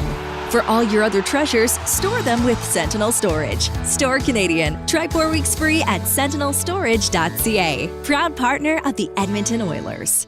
Time out, Edmonton. The new Play Alberta app has arrived, and it's here to make your gambling experiences more fun, exciting, and secure. Enjoy the convenience of hundreds of casino games, betting live on your favorite sports teams, and access to lotteries all in one place, anywhere in Alberta. Enter code YEG50 to receive a $50 free bet when you make a $5 minimum deposit. That's a $50 free bet for new and existing users using code YEG50. Remember, if you gamble, use your game sense. Hey Edmonton, ready to take advantage of lower rates and better pricing? South Fort Chevrolet in Fort Saskatchewan has you covered. From rugged trucks to sleek SUVs. And with over 40 years in business, you can trust that you're getting the best deal on your new ride. As the proud title sponsor of the Nielsen Show, EST listeners can drive a little to save a lot with South Fort Chevrolet's transparent pricing and down-to-earth sales team. Visit us today in Fort Saskatchewan or online at southfortchev.com. Strike up some fun at the Banquet Bar. Bowling, drinks, and a great time with friends where the good times roll. Whether you're here to bowl or just hang out, the Banquet Bar is your go-to spot. Get real, play hard at the Banquet.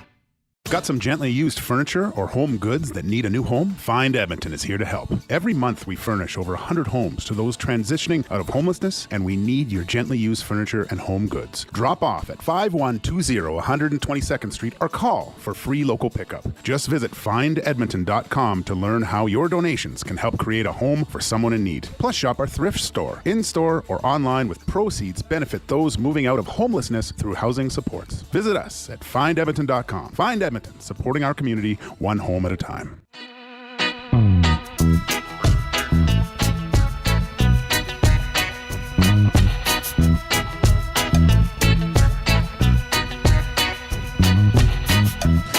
2:25 here on EST Afternoons on Edmonton Sports Talks. Joaquin Gage, Hernan Salas, Zach Kubich with you. Reminder coming up at 3.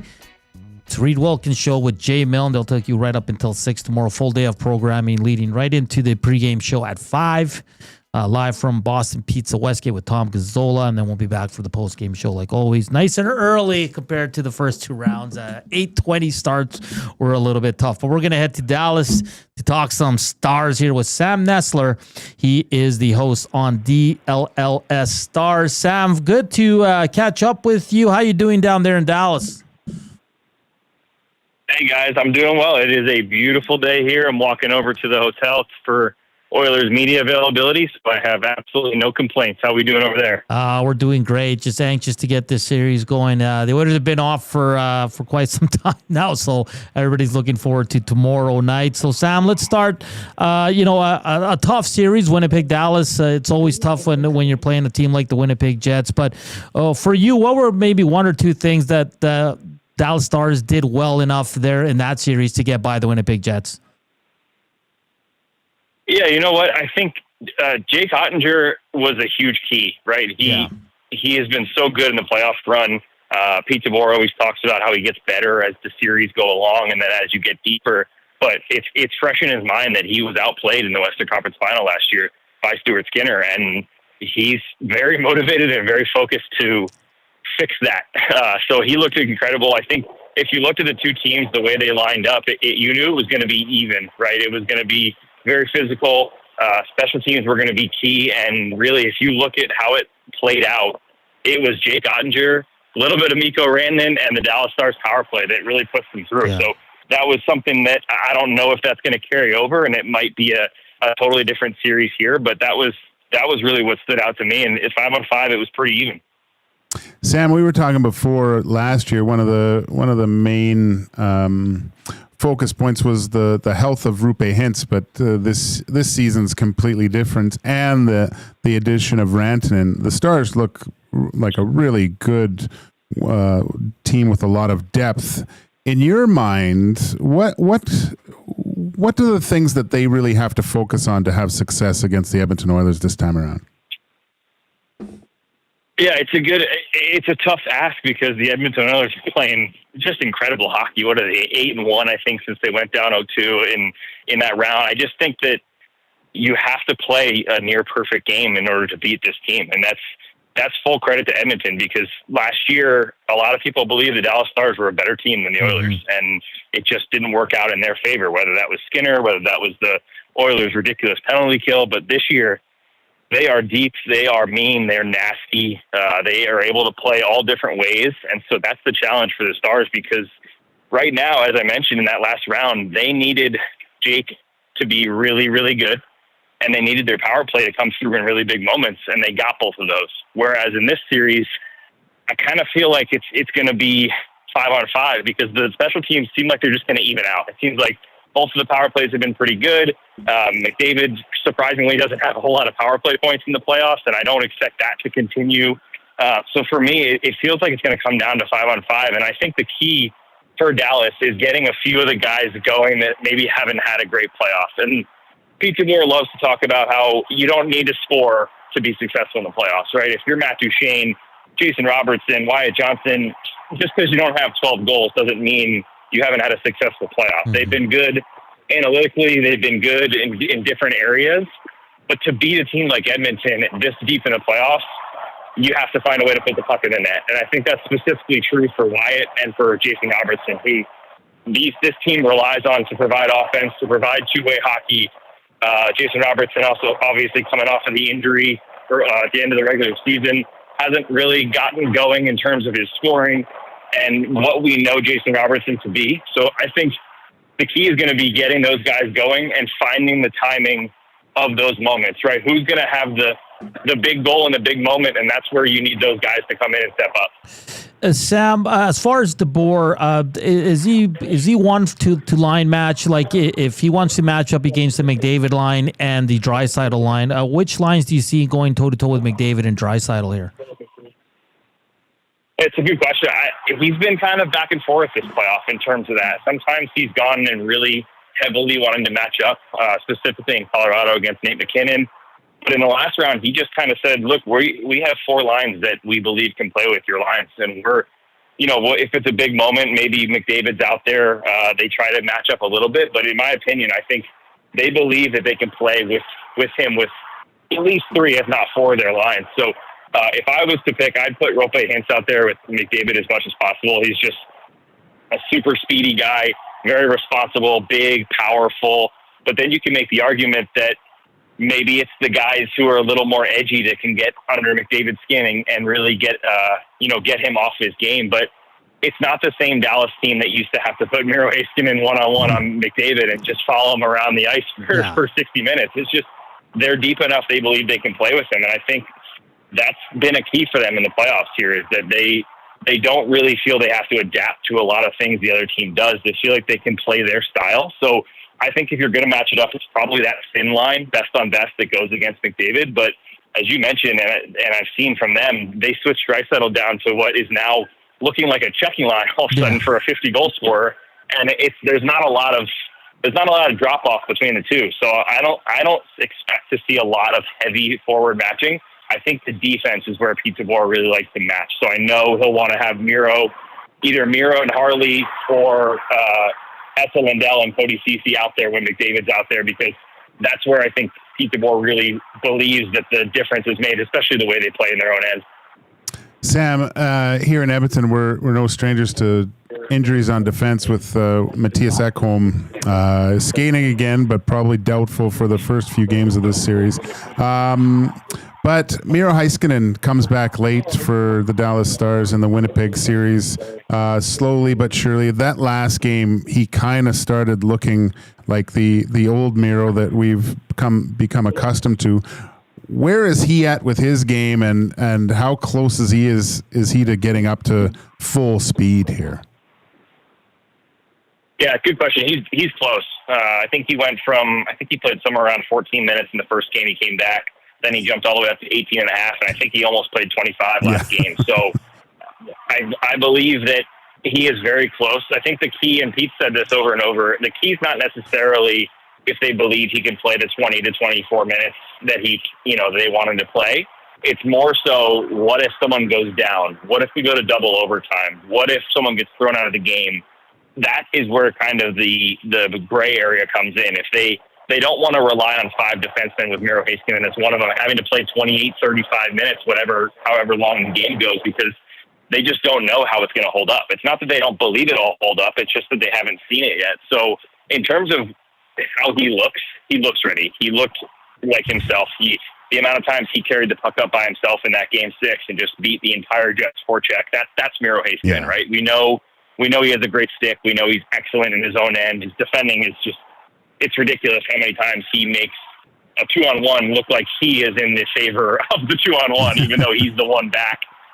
But the real key for him is moving the puck, and the Stars have 2 of the better puck movers in the NHL, and Thomas Harley and Miro Heiskanen. So he looked like himself. I believe he's very close, if not almost all the way there. He says he feels great. The question is for tomorrow, do they still want to go with that 11 forward, 7 defensemen to give him a little wiggle room? Or do they believe that Miro's ready to play, and if they do extend the game, or God forbid someone gets injured and they're down to 5D, they believe he can handle that load? And that's the big question that we keep asking, but we haven't quite gotten an answer yet. Sam, one last one for you here on EST Afternoons. Their special teams have been excellent, the Dallas Stars. Their PKs clicking at just over 86%. Power play is the best of the 4 remaining teams. But when you look at the depth scoring for this team, is that where this series is going to be won for? I know you mentioned it in your first answer, kind of they need a little bit more there, but can they just rely on special teams to get through here? Because Edmonton's PK is at 66, but their power play kind of tailed off in the Vegas series. They still don't have a road goal on the power play, that is the Oilers. But how do you see this series being won by the Dallas Stars? Is it more on the depth scoring, or do you think special teams can carry them? Yeah, I think we learned last year that you cannot rely on special teams to win a series, because they were 0 for 14 in that series last year, and that was essentially the difference. They just could not find a way to convert when they had the opportunities, and Edmonton gave them the opportunities. They had huge power plays late in games in key moments, and they just couldn't do it, whether that was not creating enough on their own, or whether that was Stuart Skinner taking it to a next level, obviously like he did in Game 6. But I think for me, it's 5v5 because, as you mentioned, they're both really good special teams. And so I just kind of look at it as a wash. I don't think it's going to come down to it as much as it did last year. It'll be a factor. There'll be a game that a power play wins it for one of the two teams with, 2 out of 3 or 3 out of 4 or something like that. But for me, it's those bottom 6. And I'm air quoting over here because the bottom 6 is, guys like Marchman and Robertson and Sagans and those guys who just aren't bottom 6. And the same can be said on the Edmonton side. Yeah. But I think it's going to be the guys that just in my opinion, you look at Draisaitl, McDavid, those lines, and you look at the Stars lines, they feel like they're pretty even, right? Obviously, no one is Connor McDavid, and realistically, no one is Leon Draisaitl, but the addition of Mikko Rantanen puts them at least closer. And I look at those top 6 and kind of wash it out and think that, if Wyatt Johnston comes into this series and scores 3 goals, if Jamie Benn finds a way to convert twice, if Matt Duchene all of a sudden opens up again and gets his 4 or 5 assists, that is the difference for me in terms of the Dallas Stars winning the series. And I as much as I hate to say it, if it doesn't happen, I see the Oilers winning it because I just think that's going to be the edge they have. They're a very deep team. I believe they're deeper in terms of the skill level they have in their bottom 6, but that skill level doesn't mean anything if it doesn't produce offensively. And that right now it's not. So I just don't think they can rely on Jake Ottinger in the power play again this series. I think it's going to have to come down to that depth scoring. Sam, great stuff. I know you're getting down to Oilers Avail right now. Enjoy the first 2 games. And are you flying up to Edmonton for games 3 and 4? I am. First time up there. I've never been, so I'm very excited. Oh, it's going to be great. Make sure to check out the Ice House. Our pregame show and postgame shows are from there, so maybe we can set you up there. And maybe you can join us live, too, and get a good meal in you before games 3 and 4, Sam. Sounds fantastic to me. I can't wait. All right. Thank you for taking the time to join us. Enjoy the game tomorrow, and we'll chat soon, bud. Yeah, guys, enjoy the game. Thank you. That's Sam Nestler. He's the host on DLLS Stars, of course, of DLLS Sports. And got to get him in with Tommy at the Ice House. Yeah, we got to set that up. It's first time in Edmonton. Got to show him a good time. And who better than Tom Gazzola? Oh, my gosh. Might not leave. These were the lines from Sam Nestler that they rolled up at practice today for the Dallas Stars. First line, Rupe Hintz with Mikko Rantanen and Mikael Granlund. Duchene with Wyatt Johnson, Jason Robertson. Pretty good top 6. I think you'd probably want an upgrade on Duchene, but good for now. I don't know, man. No. I like Duchene. No, I like him too, but we'll see. Third line, Sagan with Marchment and Steele. And fourth line, I think I'm probably saying it wrong, but the Swedish kid back with Yevgeny Dadonov and Jamie Benn. Their extras are Craig Smith, Bork, and Blackwell. Defensively, Lindell with Ceci, Harley with Heiskanen, Bichsel with Petrovic, extras, Lebushkin and Dumba. Imagine having Dumba as an extra. That's pretty cool. Yeah, whatever. He's kind of fallen off a little bit, eh? But interesting. And he said it. If they're going to win the series, they're going to need more scoring out of their lineup than they had in the first 2 rounds. It's kind of opposite, right? Where the Oilers have found depth scoring, but the big dogs aren't really providing tons. Whereas on the Stars side, the big dogs are scoring, but they're not getting contributions elsewhere. No, there's Sam Steele scored last. He scored a big goal last game. Didn't he? Well, he's the one that got Scheifele took the penalty on. Yeah. Yeah. He's a good player. Edmonton boy. Is he? Oh, yeah. Oh. Yeah. Sam Steele. I think he's from Sherwood Park. Is he really? He looks Texan. Goaltending is going to be huge. Special teams, because Dallas's PK and power play are really good right now. The Oilers could find their groove too, though. But 5-on-5 is going to be an interesting matchup. I thought Heiskanen in the last game was fantastic. He was good, man.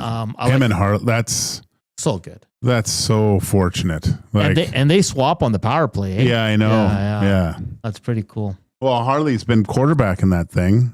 He scored the winner. Yeah, but DeBoer says I always go with feeling. If I feel Heiskanen's having a good game, I'll throw him out there for a shift on the power play and tell Harley you got next. Like that's what he said. So I'm like, that's pretty cool. Like they're not stuck to Harley. That's such a luxury to have. Oh man, those two guys are good. They're so good. Yeah. I had no idea about Harley until Four Nations. Who's this Harley? Harley who? Harley Davidson? What? Yeah. And Tay thanks. He says, you're wrong, Hernan. Loser. What? No, he didn't say that. Freddie Anderson has the best save percentage. He's 937. Yeah, but that's he won't play half the games. Well, yeah, so far. Didn't last year he took a day off? Like he needed a day off. Yeah. I did pick the gentleman's. We both picked the gentleman's sweep. Can you imagine the gentleman's sweep the Stars, the show Dusty? Well, how do you not with that performance from Dusty and Eric? But how do you make that? How do you beat that? Oh, well, if they get another gentleman's sweep here, it's got to be full bore. You know who's probably rolling their eyes right now? Because we're talking about the gentleman's sweep. Oh, Reed Wilkins. He's probably not happy. No. Oh, we'll whisper it. Gentleman's sweep. All right, coming up next, we'll close out the show. But first, the afternoon inbox is brought to you by the River Cree Resort and Casino. You want to laugh? Check out comedian Andrew Santino at the River Cree Resort and Casino, May 22nd. Make sure to check him out. He's actually, he's really, really good. I really enjoy his comedy. Get your tickets at rivercreeresort.com or hit up the River Cree box office. We'll close it out here and get you ready for Reed and Jay coming up from 3 to 6. I can't talk today, man. I need to go home. I've had it. We're back after the break. Here's Coop.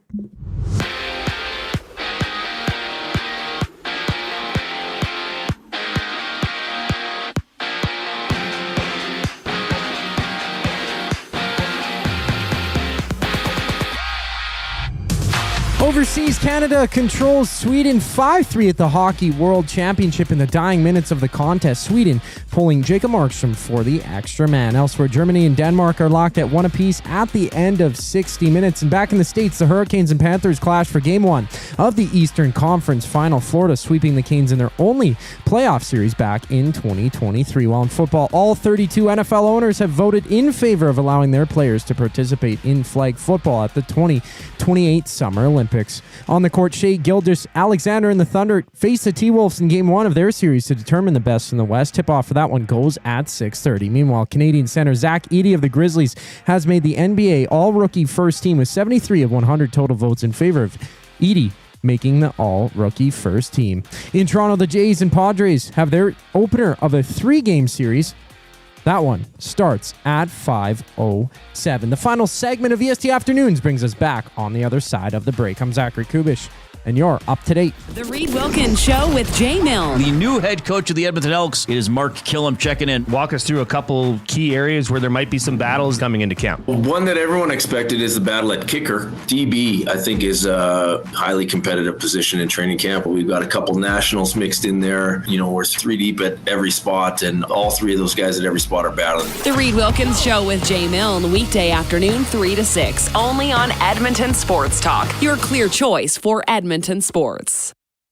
Your home for great performances is the River Cree Resort and Casino. My mother used to let us not lock the doors. She's like, if you're locking the doors inside of the house, it means you're doing something you shouldn't be doing. Yeah, that's why we lock the doors. Host of the Bad Friends and Whiskey Ginger podcast, don't miss Andrew Santino, Freeze Peach, live at the River Cree May 22nd. Michael, what are you doing? We have locks on the outside of the house to keep criminals from coming inside. There's no criminals inside of this house. Yes, there are, Karen. Get your tickets at rivercreeresort.com. Excitement, bet on it.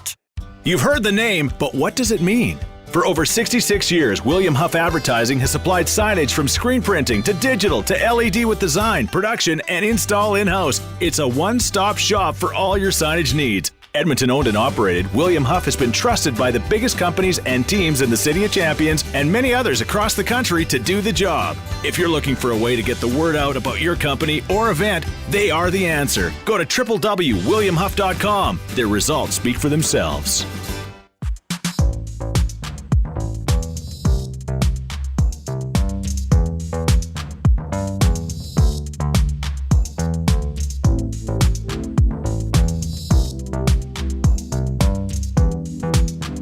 It's 2:45 here on EST Afternoons. Joaquin Gage, Hernan Salas, Kubish with you. Thank you for joining us today as we get ready for Oilers. Dallas kicks off tomorrow. I think tomorrow's going to be a lot more energy, a lot more good vibes. Today it just feels it's that typical day after a long weekend, when you just kind of Yeah, everyone thinks it's Monday. It's Tuesday. I almost forgot I had 2 guys today.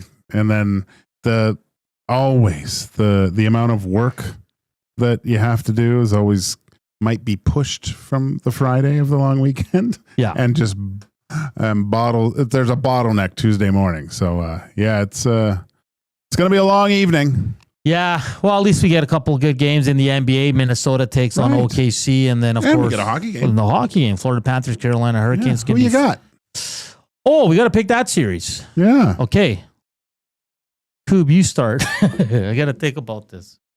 Coob, you've been on Carolina all playoffs, so I'm intrigued to see who you pick here. I have, but I think they're perennial failures. Like, they do fall short when it comes up in the big moments, a little bit less than the Maple Leafs. I like poking fun at them, but the Hurricanes, they're a very defensive team, but the Panthers are they know how to win. They are champions. They won last year. Yeah. They're defending. I think up and down the lineup, the Panthers have more grit just to hit hard and force plays on the Hurricanes defense, on the forecheck, make them make those mistakes. And they make their goaltender look good, the Hurricanes do, because, he has the best save percentage, Frederick Anderson or whatever you say. Yeah. He does that. He is a good goalie, but their defense is fantastic. I feel like the Panthers can push past that. Panthers in 6 over the Hurricanes. Gager. Yeah, I'll echo the same. Panthers in 6. I think they go back to the finals again. I'll go Canes in 6. Right, just to be that guy. It'd be crazy if the Oilers and Florida meet in the finals again. It'd be kind of like, it was like... it'd be more crazy if they met the Hurricanes, I think. Yeah, it would. But that's so now, Tampa Bay went back-to-back. Florida's going back-to-back because they lost and then they won. Now the Oilers could possibly do the same thing, which bodes well. Wouldn't that be a Florida team in the final for the 6th straight year? Oh, is that what it is? Yeah, because Tampa, right? They in a state that doesn't and then lost. Care about hockey. Nobody cares. No one cares. Go off sides. Oh, it's not. We don't. Hey, Norm from Cheers passes away. That just came down. George Wendt. George Wendt. Yeah. Good old Norm. Man, did you watch Cheers? I've watched. Yeah. Oh, I was religious Cheers watcher. Man, that was a great show. Sam Malone. Woody Harrelson. Woody was great. Was funny. Kirstie Alley. Kirstie Alley. Shelley Long. Eddie Levesque, the goalie. Yeah. He died. I forget his actual name. He died a few years back, but they wrote him off because Rita Perlman couldn't stand him anymore, and he was supposed to be her husband, and he was just too crass and a jerk. So I think he died in a Zamboni accident because he was a goalie for the Bruins, but then the one he couldn't play anymore. He said he went to the Penguins, but he was like a Penguins mascot and then got in a Zamboni accident. That's crazy. So our rest in peace, Norm. Actually, one of the most famous sitcom characters. Which is, sad. 76. 70, that's young. That's still young, eh? Yeah, it's too young. So, George Wendt passed away. That's the news we have before we leave you. I know Reed and Jay are going to touch on that as well, as they're both big Cheers guys. I just want to check something here, Joaquin. So, on this day in 1988, the film Willow was released. Oh. Do you remember Willow? Yeah, I think I don't know if I've watched the whole thing or just parts of it. Yeah, Val Kilmer's in that, right? Yeah. Yeah. Also on this day in 1987, Beverly Hills Cop 2 was released in theaters. Ooh, that was a good one. That's a good one too, right? Yeah. Really good. That one was who was the bad person in that? Was that Bridget Nielsen? Yeah. And then yesterday, in this day, 1989, on May 19th, Roadhouse was released. Just an absolute classic. What's the girl's name? The heroine. Her real name. a funny story I heard Bill Murray talk about because he knows the husband of the girl in Roadhouse. That's Okay. Patrick Swayze's love interest or whatever. Yeah, the nurse, or Yeah. the doctor, whatever. Yeah. And he phones her husband like late at 2 a.m. and tells him that Patrick Swayze has his wife pinned up against a wall. He's, oh my God. Bill Murray's something else. That's interesting. So, Gage, how excited are you for tomorrow? I'm anticipating a good game. I'm looking forward to it. It's funny when you hear people outside the market talk about the Edmonton Oilers, right? So maybe they don't watch them on a consistent basis, but they look at the stat line, they look at this, and they're like, wow, little bit of history from the previous year. Ottinger wanting to prove himself a little bit more. I think that's he's going to be a key factor in this series because he had the motivation against Winnipeg, being the the U.S. backup. Yeah. He's got cojones, man. For him to go out and go, I want to be the starter on the U.S. team, and backed it up. If you say stuff like that, you got to back it up. And he took responsibility. He said Stuart Skinner outplayed me last year. That's not going to happen this year. So I like that machismo. They have revenge on their minds. Yeah. Right? Yeah. I mean, it doesn't mean anything. Like, it's sure. does. Like, you want to beat them, but that's not solely going to lead them to a victory. Like, a lot of things. No, but I think it helped. Like last series for the Oilers, I think the Vegas. it helped them. Yeah, for sure. So tomorrow we'll have full coverage starting with Dustin Nielsen at 6 a.m. Him and Eric, and then the Log Shop, and then the Oil Stream. And I forgot the Hangout. Into the Hangout, then the Log Shop, then the Oil Stream, then it's us. Then it's Reed Wilkins from 3 to 5. So a programming note, 3 to 5. And then at 5, Tom Gazzola live from BP Westgate will jump on for the pregame show, and then we'll be back for the postgame show following all the action from Dallas. What say you? What's your predictions for the game? Maybe you can send them in tomorrow because we're about to wrap up here in about 4 minutes or so. We did hit 100 thumbs up. We're not close to 150, so it's a good start. I know it's a long weekend. We're still on that Do long you sing weekend. La Bamba to start the series? No, that's bad luck, man. Oh, okay, let's get to it. What should we do with La Bamba? Because I don't think we should sing it every win. Right?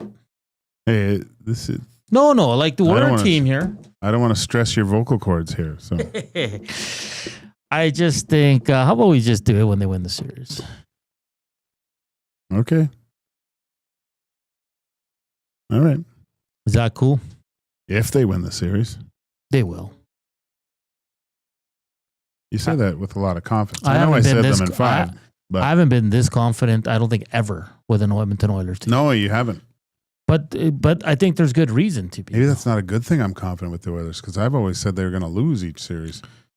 Oh, Yeah, they'll but- just blame you. Don't worry about it. But you don't really believe that. Yeah, I do. Right now. You thought you said they were going to be Vegas.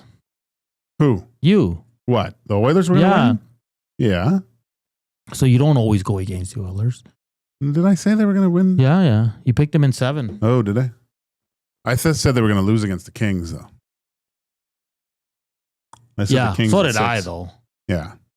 So did I. I don't know. Yeah, we'll figure out this La Bamba thing because it can't be after every win. Because then it just gets old, right, Joaquin? No, it doesn't. You'd only sing it 8 more times anyway. 8 more times to sing La Bamba. Okay, we'll see. Maybe we'll do a vote tomorrow on the show. Need a lot of thumbs. A lot of thumbs. Yeah. But we'll see. We'll see. See what happens. What's the port doing there? They got to drink it, I guess. Someone dropped it off for them when they were doing their gentleman's sweep show. Guess wait till Friday for that.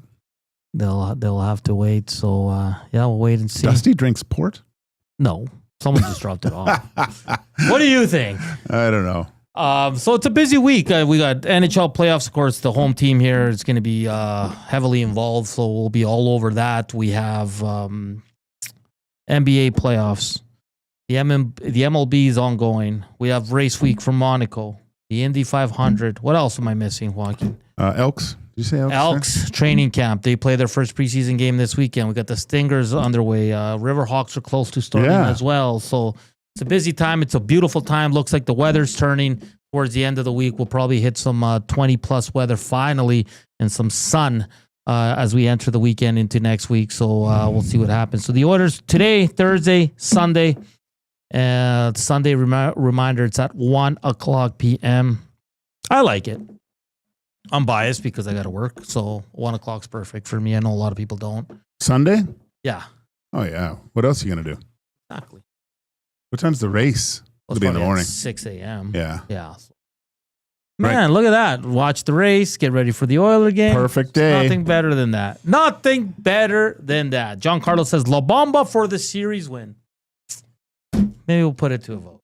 We'll see what happens. We want to thank you for listening to us. If you're on iHeart or TuneIn Radio apps or EdmontonSportsTalk.com, for watching us and hitting that thumbs up. You guys are awesome. You're beautiful. Keep it locked here on Edmonton Sports Talk. Reed Wilkins, Jay Milne coming up. They got a fun 3 hours for you coming up. Like always, Edmonton Sports Talk brought to you by Play Alberta. For Coop, Walk, I'm Salas. Tomorrow's game day, baby. We'll be locked and loaded here on EST. Enjoy the rest of your day. We'll chat tomorrow. Ciao. Chowders.